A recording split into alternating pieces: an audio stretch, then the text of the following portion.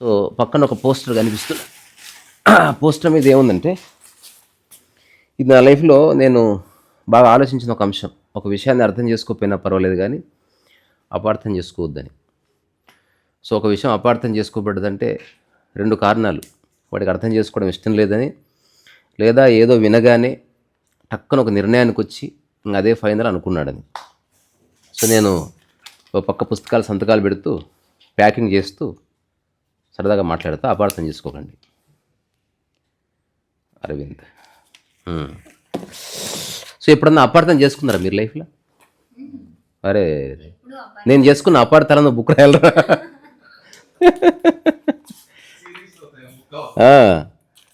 So నేను ఒకసారి ఓషో చెప్పిన జోక్ విన్నప్పుడు ఆ హిందీ టాక్ ఆపి ఒకసారి నా లైఫ్ మొత్తం క్రాస్ చెక్ చేసుకున్నా ఒక రూమ్లో. ఎక్కడన్నా నేను అపార్థం చేసుకున్నా అంటే ఒక 2-3 సార్లు చేసుకున్నాను, నాకు దొరికింది.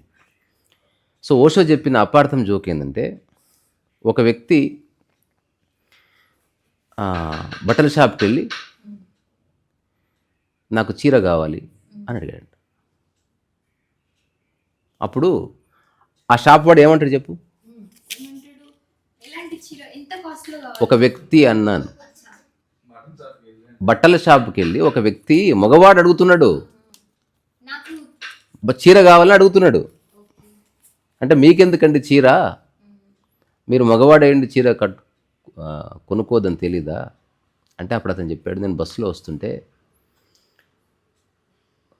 కాటన్కి శారీయా ఖరీదీ అని మీ అడ్రస్ ఉంది, ఎవరు కొనుక్కోవాలి ఎవరు కొనుక్కోలేదు మీరు చెప్పలేదు నాకు అన్నాడంట.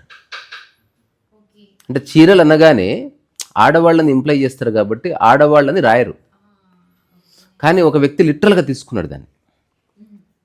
అది చాలా డేంజర్. సో ఆధ్యాత్మికతకు సంబంధించిన ఏ విషయాలు నువ్వు లిటరల్గా తీసుకోవడానికి లేదు, ఇంక్లూడింగ్ ఒక గురువు గారి అనుకోండి లైట్ ఏదైతే ఉంటుందో అది కూడా ఒక ఎక్స్ప్రెషనే. Be light and to yourself అంటే, ఆ లైట్ అంటే మన ఇంట్లో కనిపించే లైట్ కాదు, అపార్థం చేసుకోవద్దు. లైట్ అంటే ఒక సంశయరహిత స్థితి అని, అంతకుమించి దానికి ఏ అర్థం లేదు. నీ కాంతిలో నువ్వు నడుస్తావంటే ఇట్లా బల్బు పట్టుకొని నువ్వు ఎంత దూరం పోతే ఆ బల్బు వెలుగులో నడుస్తున్నావు అని కాదు. కానీ లిటరల్గా తీసుకున్న వాళ్ళు చాలామంది ధ్యానాలు చేసేవాళ్ళు ఉన్నారు. ఓ కాంతి కనబడాలని విపరీతంగా వాళ్ళని వాళ్ళు ఫోర్స్ చేసుకొని కంటి చూపు పోటున వాళ్ళు ఉన్నారు, ఉన్న కాంతి బీకింది. మీరు విన్నారు ఇటువంటివి ఎప్పుడన్నా కిస్సాలు? ధ్యాన పరమాణువుల కథలు చాలా అద్భుతంగా ఉంటాయి. అంటే వాళ్ళు తప్పుగా అర్థం చేసుకున్నారు దాన్ని. నువ్వేం చేయాలి, ఎవరన్నా ఏదైనా చెప్పినప్పుడు ఎవరికి చెప్పినా దాన్ని కాసేపు చర్చించాలి, కంక్లూజన్కి వెళ్ళకూడదు. కంక్లూజన్కి వస్తే లైఫ్ అనేది స్టక్ అయిపోతుంది. ఉదాహరణకు ఒక అమ్మాయి చూడగానే నచ్చింది అంటే అపార్థం చేసుకోబడ్డదని. నచ్చడం ఎట్లుంటుంది? జస్ట్ నీకు ఓన్లీ శరీరం నచ్చింది, కానీ నువ్వు లైఫ్ అంతా శరీరంతోనే ఉండవు కదా. ప్రవర్తన కూడా లెక్కలోకి వస్తుంది, డబ్బు లెక్కలోకి వస్తుంది, కులం లెక్కలోకి వస్తే అవన్నీ తీసుకుంటే అప్పుడు అర్థం చేసుకున్నట్టు. అందుకని లవ్ ఎట్ ఫస్ట్ సైట్ అన్నది రాంగ్. అది ఓన్లీ సినిమాల్లో చెప్పుకోవడం వరకే. Partial understanding at first sight అన్నది కరెక్ట్. అంటే కొంత అర్థం చేసుకోబడ్డది అని చెప్తున్నాను, అంతవరకు okay, there is no problem. కానీ love at first sight, you are not falling in love with the body. పెళ్లి చేసుకొని కొంతకాలం వరకే శరీరానికి ఒక ప్రాధాన్యత ఉంటుంది. నువ్వు అసలు యవ్వనంలో ఉన్న శరీరం కంటే ముసలిగిన శరీరంతో ఎక్కువ సంసారం చేయాల్సి వస్తుంది యాక్చువల్లీ.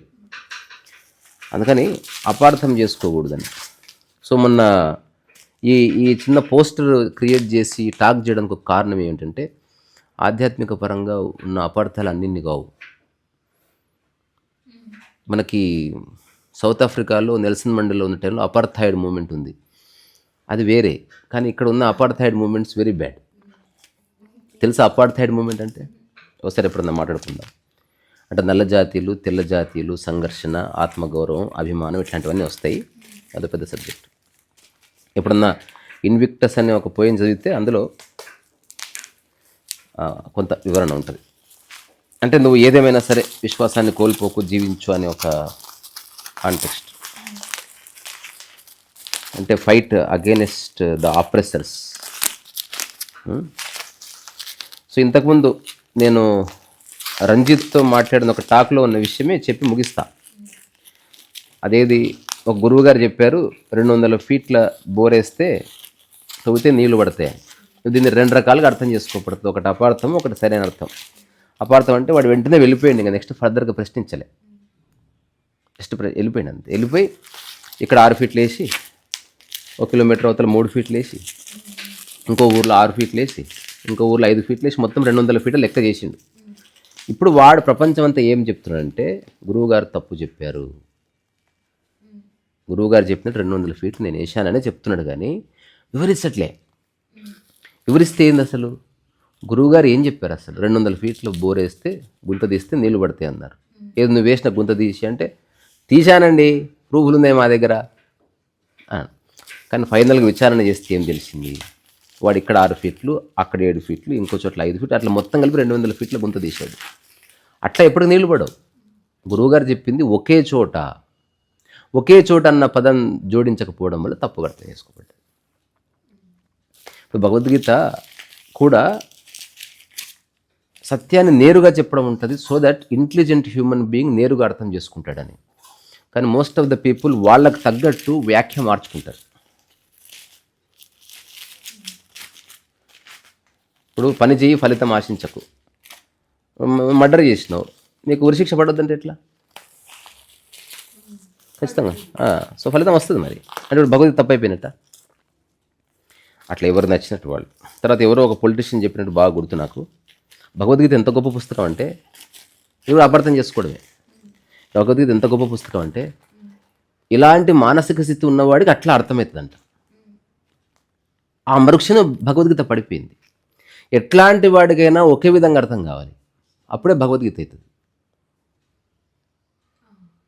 ఇప్పుడు ఒక్కొక్క ఆశ్రమం ఒక్కొక్కలాగా అర్థం చేసుకోవద్దు. నిష్కామ కర్మ అంటే నిష్కామ కర్మని, నిష్కామ కర్మ అని చెప్పి మీ ఆస్తులు మాకు ఇవ్వండి, మేము మిమ్మల్ని స్వర్గాన్ని తీసుకుపోతాం. ఇది ప్రాపగండ ఇది. కానీ జనాలు పడిపోతారు, ఎందుకంటే జనాలకు ఇద్దరు బుర్ర ఉండదు, లేకపోతే ఎక్కువ బుర్రని ఉంటుంది. అట్లా పర్సెప్షన్. అడ్రస్ ఏది? ఇంకో నీవేవి షూరా? నేను ప్యాక్ చేసేసిన కవర్లతో. సో నిర్వాణ షట్కం ఇన్ని రోజులు ఊరికే ప్యాక్ చేస్తుంటే ఇప్పుడు నేను ఇట్లా కవర్ వేసి ప్యాక్ చేద్దామని ఒక కొత్త పని పెట్టుకున్నా. దీనివల్ల పెద్ద టైం ఏమంటే ఒక్కొక్క దానికి ఒక 5 సెకండ్లు 10 సెకండ్లు ఎక్స్ట్రా అవుతుంది. ఇవే మొక్కలు మనకి ఎవరైనా సన్మానం చేస్తే బబుల్ ర్యాప్ వేస్తే బాగుంటుంది.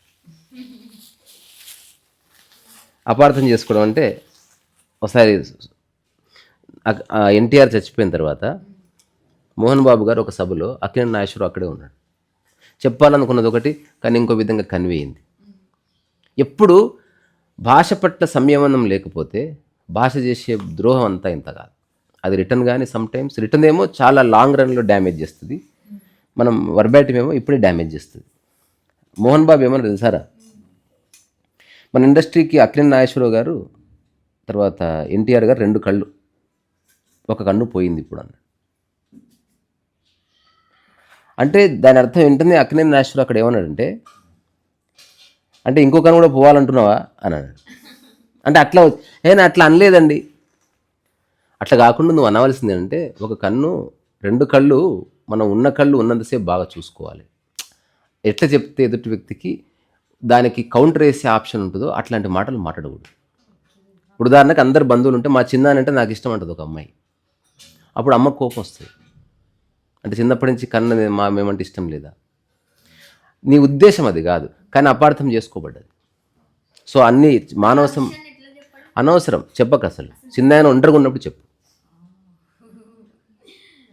ఎప్పుడైనా సరే ఇష్టాలు, లేకపోతే రిప్రైజలు, లేకపోతే అప్రైజలు, లేకపోతే కోపడ్డవి, లేకపోతే ఆరోపణ ఒంటరిగా ఉన్నప్పుడు చెప్పు. లేదా అందరి ముందు చెప్పి నాకు చిన్న ఆయన అంటేనే ఇష్టం, నాకు ఇంకెవరు ఇష్టం లేదని చెప్పు. అప్పుడు ఇంకా కన్ఫ్యూజన్కి డోరే. ఆమె అమ్మాయి అందరి ముందే చెప్పింది. ఉదాహరణకి సినిమాలో హీరోయిన్ చెప్పినట్టు, I love Bobby no matter what. అంటే నువ్వు బాబీతో పోతే నీకు ఆస్తి రాదు, ఆస్తి తీసి నీ జోబులు పెట్టుకో డాడీ, ఐ లవ్ బాబీ అన్నది. ఇంకా అయిపోయా, మ్యాటర్ క్లోజ్. బాబీ నీతో వస్తే ఆస్తి ఇవ్వనంటుంది డాడీ, నేను ప్రస్తుతం డాడీతో ఉంటా, మా డాడీ తెచ్చిపోయి నాకు ఆస్తి రాయించుకొని నీ దగ్గరికి వస్తా అనట్లేదు హీరోయిన్. అందుకని కమ్యూనికేషన్ స్కిల్స్ పర్టికులర్లీ వర్బల్గా కమ్యూనికేషన్ స్కిల్స్ అంటే ఓన్లీ మాట్లాడడం అని చాలామంది అనుకుంటున్నారు. కాదు, కూర్చోవడము, నిలబడడం, చూడడం, తాకడం, everything creates proper communication. Sometimes destroy the communication also. అందుకని మానవ సంబంధాలు చెడిపోవడానికి లేకపోతే లైఫ్లో కొంచెం ప్రాబ్లమ్స్ రావడానికి నా అబ్జర్వేషను అపార్థం చేసుకోవడమే. అందుకే అర్థం చేసుకోకపోయినా పర్వాలేదు. డోంట్ అండర్స్టాండ్ భగవద్గీత, కానీ డోంట్ మిస్అండర్స్టాండ్. నన్ను అర్థం చేసుకోకపోయినా పర్వాలేదు. ఇప్పుడు నేను చెప్పే మాటలు విని ఒక ఆయన ఫోన్ చేశాడు, మీరు చెప్పే మాటలు విని చాలామంది స్ఫూర్తి పొందుతారండి. అయితే అంటే లెక్కలోకి తీసుకుంటారు. మీరు రీసెంట్గా ఏమన్నారు, నేను దేన్ని కేర్ చేయను లేకపోతే అని ఏదో ఒక మాట చెప్పారు. అది యువత మీద ప్రభావం చూపించదా అంటే నేను అడిగాను ఆయన్ని, ఇగో ఎలాగో ఫోన్ చేశారు, ఇప్పుడు మీరు నేను ఇద్దరం ఉన్నాం భూమి మీద, నేను చెప్పే మాటల్ని మీరు లెక్కలోకి తీసుకుంటారా అది చెప్పండి. అంటే తీసుకుంటున్నాను అంటే ఇప్పుడు ఇంతవరకు చెప్పిన మాటలు కాకుండా ఇప్పుడు నేను చెప్పే మాట లెక్కలోకి తీసుకోండి, వీలైతే రాసుకోండి. ఆర్ యూ సీరియస్ అంటే ఈ సెడ్ ఎస్ ఐఎమ్ సీరియస్, మీరు చెప్పే మాట నేను లెక్కలోకి తీసుకుంటాను, ఇప్పుడు రాసుకోండి. ఆయనకు చెప్పిన మాట ఏంటంటే నేను చెప్పినది ఏది లెక్కలోకి తీసుకోవద్దు, దీన్ని లెక్కలోకి తీసుకో. అప్పుడు అపార్థం చేసుకుని అపార్చుంటే ఉండదు. అందుకని అర్థం చేసుకోకపోయినా పర్వాలేదు.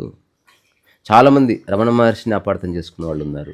ఓహో సన్యాసి అంటే అందరినీ వదిలేయాలేమో, ఆత్మజ్ఞానం కావాలంటే రమణ మహర్షి వాళ్ళ అమ్మను వదిలేశాడు, ఇంటిని వదిలేశాడు, అట్లయితేనే వస్తుందేమో అని అపార్థం చేసుకుని ఇల్లు వదిలేసిన వాళ్ళు ఉన్నారు. ఊరిలో ఒక వ్యక్తి దానం చేస్తే పేరు ప్రఖ్యాతులు వచ్చాయి. ఓహో పేరు ప్రఖ్యాతులు రావంటే ఉన్నదంతా నాశనం చేయాలేమో, ఎవరికైనా త్యాగం చేయాలేమో అని భార్య పిల్లలకు చెప్పకుండా త్యాగం చేసి వాడో గంటన్నర కోసం కీర్తి కోసం ట్రై చేసి అందరు రోడ్డు మీద పడేసిన వాళ్ళు ఉన్నారు. సో అపార్థం చేసుకున్నారు అసలు. సో అందుకని అపార్థం చేసుకోవద్దు. అర్థం చేసుకోకపోయినా పర్వాలేదు కానీ అపార్థం చేసుకోవద్దు అన్నది వీళ్ళతో గోడ మీద రాసుకోండి. రెండోది, ఏదైనా ఒకటి విన్నప్పుడు వెంటనే నిర్ధారణకు రావద్దు.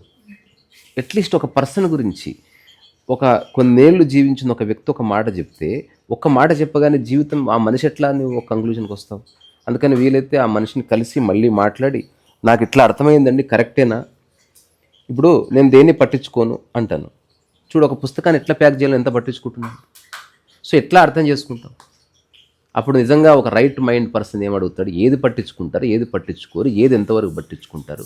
I want to know because I'm trying to understand your philosophical depth. అప్పుడు నేను చెప్తాను, రీసా గారు ఏది పట్టించుకోదను.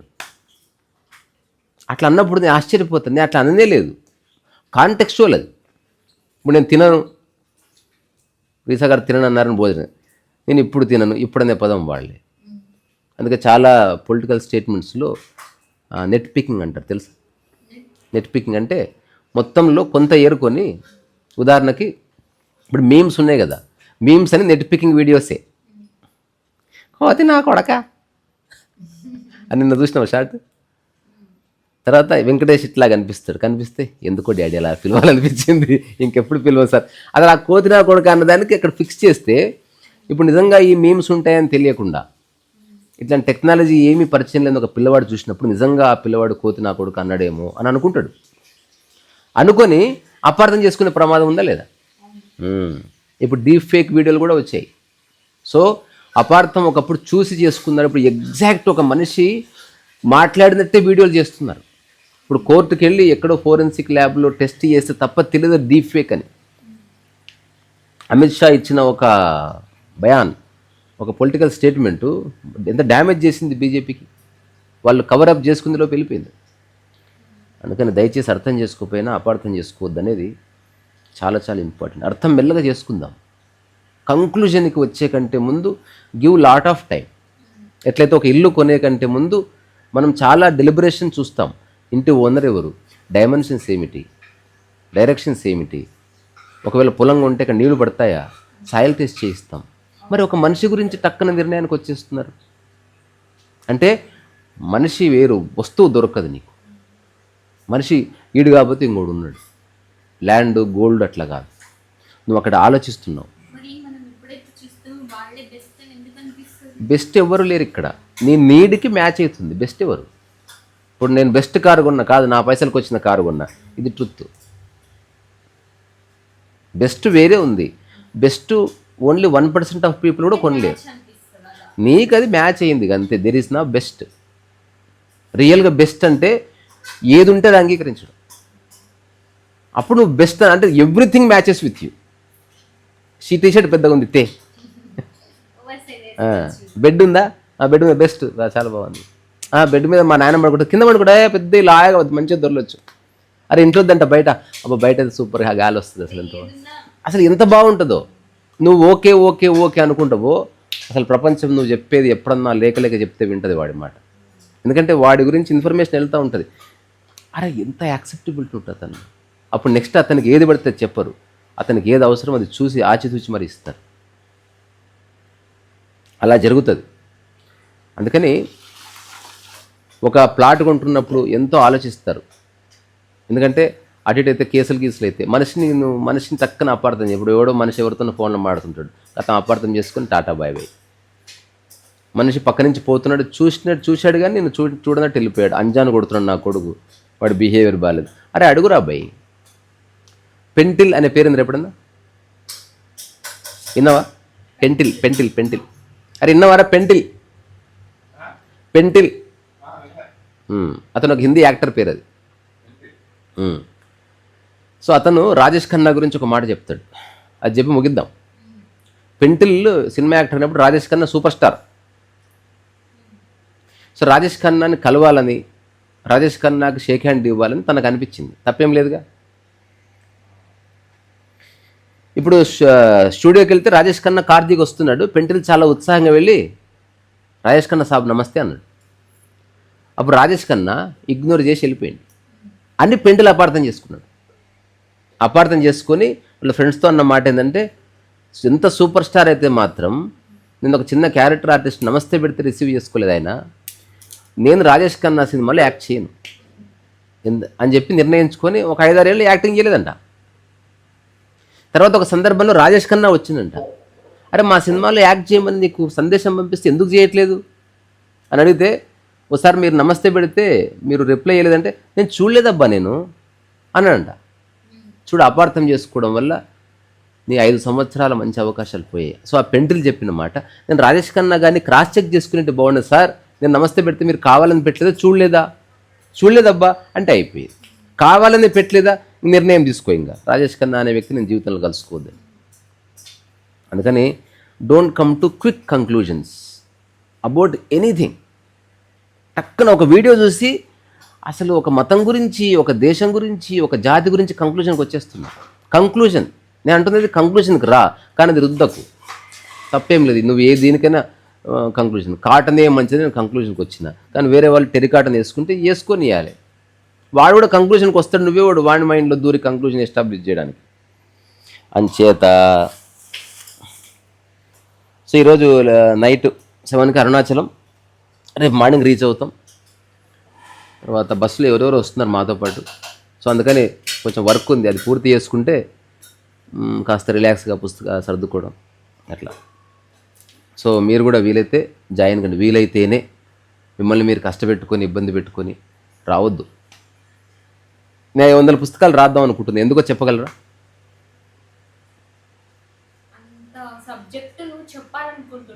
అది వేరు. ఇంకొక మంచి సరదా రీజన్